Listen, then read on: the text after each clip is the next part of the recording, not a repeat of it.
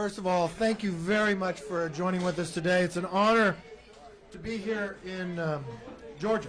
I came here to listen to small businesses. Many of you don't know my background, but when I was 20 years old, I took a risk and I opened up a deli. There's 3 lessons I learned in all my small businesses. I was the first one to work, I was the last one to leave, I was the last one to be paid. And the struggles that small businesses have gone through during this COVID has been tremendous. We've tried to help doing the PPP and others, but here in Georgia, the excitement everybody had knowing that they were going to get an all-star game, that it was going to give you really the opportunity to kickstart the economy one more time and people coming out. Because it's not just for one night, it's really an entire week. I know how proud everybody was about that. But to have the uninformed Major League Baseball pull it out from under this community, to sit and talk to the small business owners here of the struggles, of how hard they had to work. I'm going to have many of them come up and talk to us about it. How some would take a loan to get a new food truck, and they had to stop that just to pay their employees with it, but they're still paying the loan for the food truck. Or shutting down a business and looking in the face of those employees that they can't stay open. These are real life struggles. These are real life effects of people making poor decisions that has hurt this community as a whole. Now I have a couple members with me I want to call up. First is our Deputy Whip, Drew Ferguson, who serves on Ways and Means, who spent many of his days working to make sure people could keep more of what they earn, so people would invest more in businesses, people would have more jobs, and we've watched that economy be able to grow. Just a few years ago, unemployment at 3.5%, unheard of before COVID took place. And our ability to make sure we can grow that economy again, not punish people, but reward people for work. I bring up Drew Ferguson. Thank you, Kevin. 31 days ago, we stood on the steps of the Georgia Capitol with Governor Kemp, Attorney General Chris Carr, state legislatures to decry the very dishonest, disingenuous statements of many corporate CEOs and to call out the impact that Major League Baseball's decision to leave Georgia for another state would have on our small business community. As Kevin mentioned, we work every single day to make sure that our small business community has a fighting chance to succeed. Whether it's dealing with employees, whether it's profitability, logistics, whatever it may be, this country should be the most competitive place in the world to do business. And just as our small businesses are coming out of COVID, Major League Baseball makes an ill-informed decision and pulls almost $100 million out of this state, and it may be the difference in a lot of these small businesses making it and surviving and going into next year. So we're here. I want to thank the leader for calling attention to this and to coming down and making sure that everyone knows the impact that this is going to have on our small business community. Major League Baseball owes the state of Georgia an apology, particularly to those small businesses that they have hurt so badly. And by the way, our corporate CEOs, many of them, they still are not responding to some very basic questions that have been asked about why they did what they did. We're going to fight back. Entrepreneurs find a way to get through. The government shouldn't be making it harder on them. It should be making them easier. With that, I'll turn it back over to the leader. Thank you, Drew. And it's rather amazing, this new administration, some of the challenge they've created, especially along the border. And now right here, they were part of causing Major League Baseball to leave Georgia. 2 places I see that they don't want to visit or talk to those they've actually affected the most.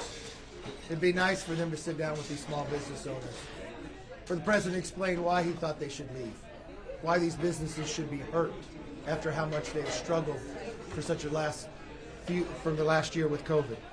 Now, also with us today is Barry Loudermilk. He is the congressman from this area, serves on financial services, continues as I sat at the table talking to small business, community banks, and others, the day in and day out as we went through this COVID relief, that he was there on the phone, making sure that the small businesses were getting that PPE to pay their rent, pay their employees, and just to keep them afloat, trying to hold on to that all-star game came till we could continue to grow, to have that Christmas and summertime, which would have been very nice for the entire community. I give you Barry Loudermilk. Thank you, Mr. Leader, and thank you for coming to Georgia's 11th Congressional District. You know, Georgia was one of the first states to open up its doors during COVID, and we started seeing a resurgence in the economy. But that wasn't across the board to a lot of our businesses. Still, a lot in the hospitality industry was struggling. The week before Major League Baseball announced their ill-informed decision, I was meeting with several businesses in Cobb County. I have a district office at the Galleria down near Truist Park, and the excitement among those businesses were, look, we struggled, we made it through the COVID pandemic, a lot of it because of PPP. This Major League Baseball game is going to be the turning point for us to be able to get back on our feet again. And the question was, do you think Major League Baseball will pull? Because we had started hearing rumors. And the decision was, no, Major League Baseball usually stays apolitical. And they were scared this would happen. And then it did. And it's devastated a lot of businesses. Look, America was built upon hard work. All of our successes have been because of hard work. Small businesses rely on people willing to do the hard work. I've spent this last week with a lot of small businesses. I decided, let me just go out and work side by side with some of these folks. I spent some time with a construction company. I went to a lot of rural businesses. They are struggling. And let me tell you why they're struggling. Because they feel they're proud of their country, but they're afraid of their government right now. Because, as one told me, he said, look, I've got the potential of more business than I can handle. I just can't get people to come to work. And I asked him why. He said, because I can't compete with a federal government who will pay somebody more to stay at home than I can afford to pay them to come and earn a living. The people feel like they're at war not only with their own government, but big corporations are trying to kill them as well. And this is what we have to address. We have to realize that it's the small business that makes America work. The big businesses would not be there if it wasn't for the small business. And as mentioned, Vinings Bank, some of the representatives from Vinings Bank are here with us today because of their involvement in the community as a small business and their hard work. They actually issued more PPP loans during that first rollout than Wells Fargo did nationwide. It's because of the hard work of them being in touch with the community.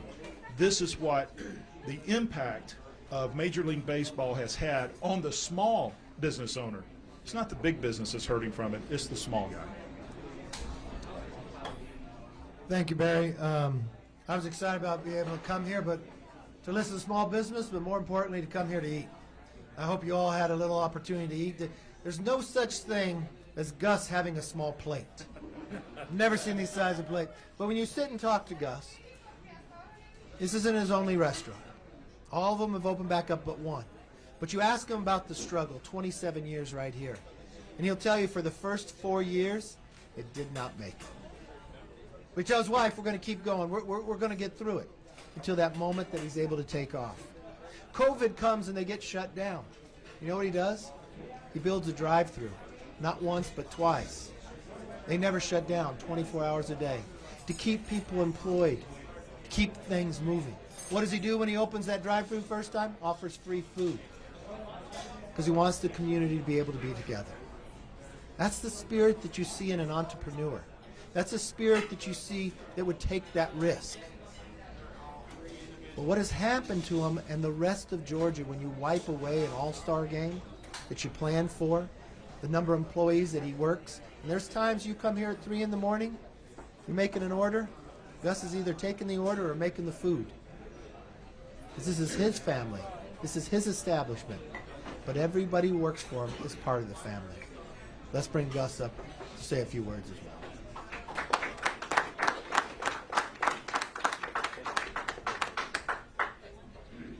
I want to thank everybody for coming today for sure. I'd like to say, of course, everybody in the hospitality restaurant business is highly disappointed that we lost the All-Star game. That's the obvious. You know, we look forward to it. It's been a roller coaster. Everybody in the restaurant business has been through this ups and downs, and we were looking forward to it. We had the NBA All-Star game. We were excited about that. You know, I'm also a sports fan, so that makes it a little bit more personal to me. I was looking forward to right down the road. Cobb County built a beautiful stadium. it's not only the stadium, but the restaurants, the hotels, the sports bars around it. We're looking forward to hosting that beautiful event. Nevertheless, it didn't happen. We need to move on. We just gotta make. Hopefully, the Braves keep winning, and maybe we have some playoff games that we can.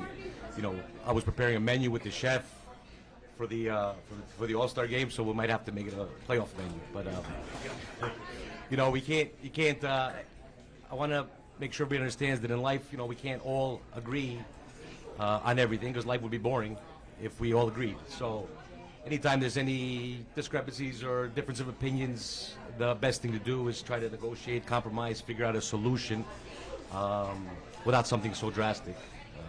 It's not the end of the world. Like I said, we're gonna move on. We've been through worse, but it's just a little bit hard. Hurts a little bit because it was going to be a fun week. But best way to ever figure out or reconcile differences is sit down and come up with a better solution next time. That's my opinion. I want to thank everybody for coming again. I appreciate it. Thank you. Any disagreement we have in this country, I think if a few sides would sit down, have dinner, maybe bring one of your mom's pies out, I'm sure by the end, we'd all be together. We'd be back there. I spent the morning going through Brent Brown's business, security company. Started when he was young. I think he was just 26 years old. He took a risk. Now he has 1,800 employees. A lot of planning was involved for all the security that would take place from other events and others that were happening in that All-Star game. Unfortunately, that's not taking place. But Brent continues to keep his employees on. As I went through to meet him, a number of the young employees started as an intern and just been hired, working there for 7, 10, 20 years. That's the difference that it can make. And he's committed to continue to work forward, even though he's going to miss out on all the resources and the planning of what they're going to have. So let me bring up Brent Brown with Brown International Security. I'm Brent Brown. I'm founder of Chesley Brown International, and it was my pleasure to have you all visit this morning, not just speaking as congressmen, but as fellow entrepreneurs. Entrepreneurs always figure out ways to deal with the challenges. And you don't build a company over the last 30 years without those challenges. But this is one after another. We're dealing with COVID. We're obviously first responders, so we never send anybody home. Then we start dealing with competing with the federal government to pay more to keep people at home. So recruiting goes through the roof. Cost of people go through the roof. And frankly, the first line of defense, there's not enough people that are willing to pay the difference to do that. And now we get the challenge of Major League Baseball taking another opportunity away from not just the business people and the entrepreneurs, but the hardworking men and women. They're affected just as much as we are, actually more so. We can survive this, but this is hourly wage people that they can't afford to not have a job. They can't afford to lose out. So as we started to see recovery, this is one more thing that we just have to work against. So it's my pleasure to have you guys, and thank you for listening to us. Thank you, sir. Thank you. I had the honor sitting with Sandra Cook. She owns Catered Southern Events, the number of events that she had. She's the one who told me the story. Had just gone to the bank to borrow money to get that food truck, and how that would have done so well during that All-Star game. COVID hits. You know what she does? She doesn't buy that food truck, but she uses that money to keep her employees going. She's still making that payment. That's the heart. Those are the faces that got hurt by an uninformed decision. Let me bring up Sandra Cook.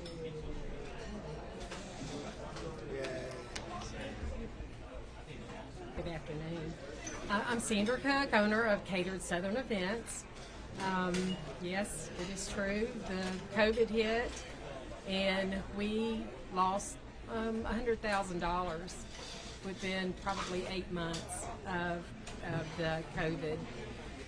Yes, I borrowed money to buy a food truck.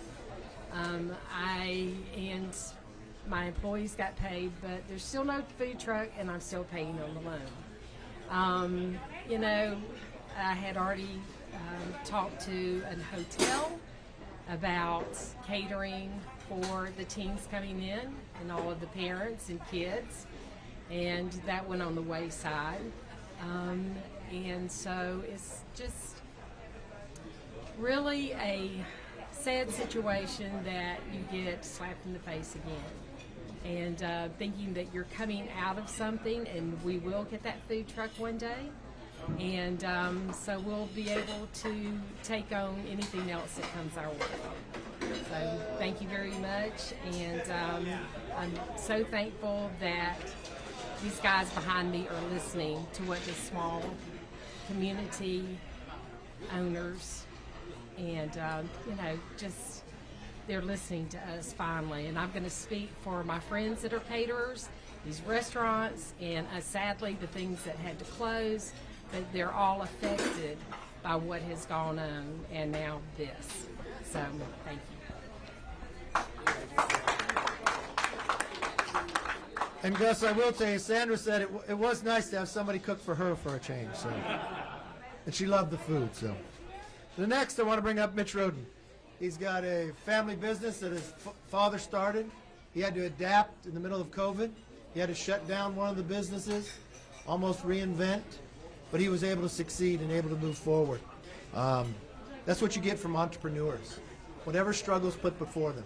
What they really want to see is people in government that are willing to listen, to knock down and break away the shackles that are holding them back. And that's what today's lunch was about. Let me bring Mitch up.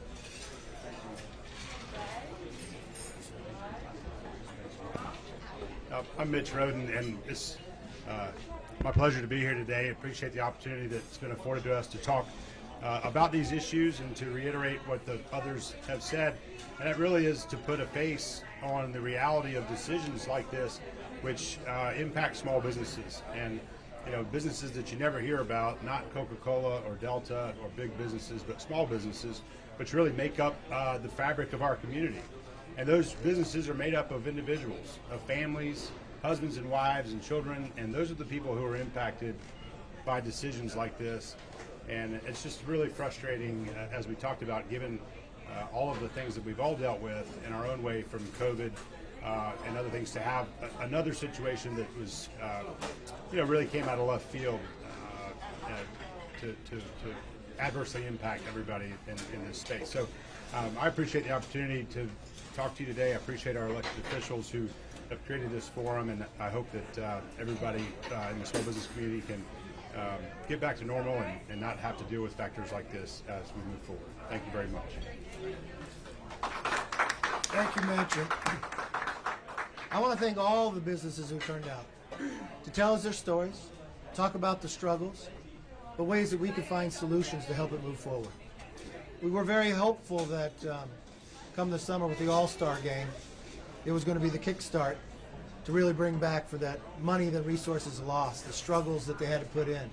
During COVID, not only had they shut down, but they put money back into their businesses, building drive-thrus and others, borrowing to buy a food truck they can't have, but playing it to the employees. I wish Major League Baseball would look at the faces. I wish this administration would come here and listen to these voices, because they encouraged the team to leave. They encouraged the game to be played somewhere else. This isn't a partisan issue. This is about America. This is about small businesses. This is about survival and coming back. Because we believe this is the greatest nation on earth. And we understand that small business is the backbone that brings the jobs forward. And these entrepreneurs who take the risk are the ones that make it happen, generation after generation. With that, let's take some questions. Yes. The Republican legislature passed SB 202 that the Major League Baseball was protesting against. Why is it Joe Biden's fault that they're protesting a bill that the Republicans have, when I know y'all support businesses being able to make choices? Well, I think the president, in his encouragement, without reading the bill, many times he misstated what was in the bill itself. I mean, even from his own home state to what is allowed to happen here in Georgia, the number of days to vote, the openness in the process, I think that was misinformation. which encouraged the Major League Baseball to make an uninformed decision to move a game based upon information that wasn't true, that was not in the bill itself.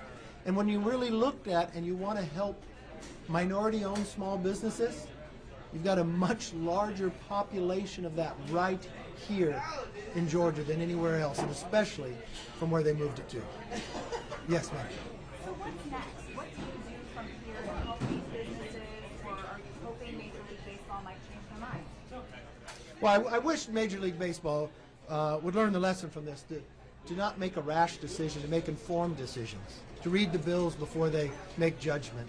This movement in this country about wokeness has got to stop. We can disagree on things, but let's base it upon facts.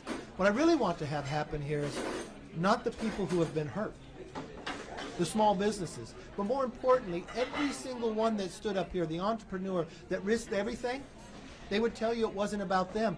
They're more concerned about their employees. How do they help them?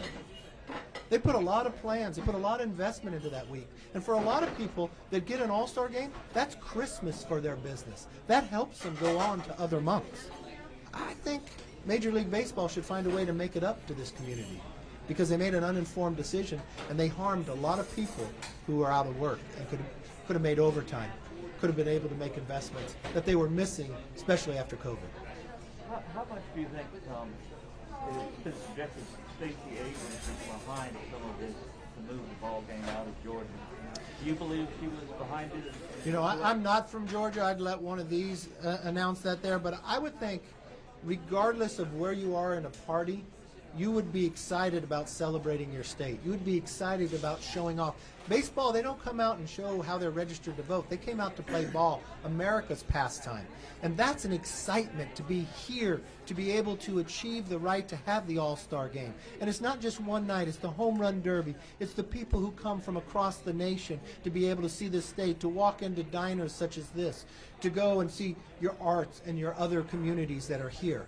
That is a success for the entire state. That is why people would like to have it. So I would hope nobody in Georgia would have encouraged them to leave. I think that would be the wrong approach. Representative Ferguson, there are thousands of Delta employees that live in your district. Are they a big business that you think has done bad and do you wish them ill? No, we stand with the Delta employees.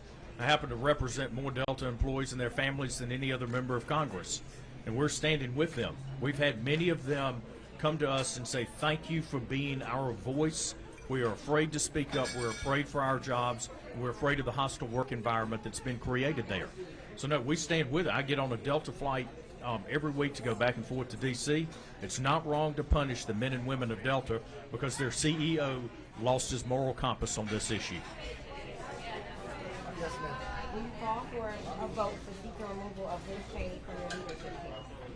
You know, the conference decides all that. We're here talking about small business, and we're talking about solutions, ways that we can help America continue to grow. I started my first small business when I was 20. I know what the struggle is. I know what it's like to try to make payroll, to get more sales, and that's what we're here to do. Mr. Leader? Yes. Thank you. Governor Kemp stood against President Trump and his efforts to overturn the election. The president's very upset about that. Is there room in the Republican Party for a Liz Cheney and a Brian Kemp who have not supported the president on that, but you support? I've answered this question many times. The Republican Party is a big tent. We welcome everybody. Thank you very much. Thank you all. Have a good day. And be sure to get some cake or pie on the way up.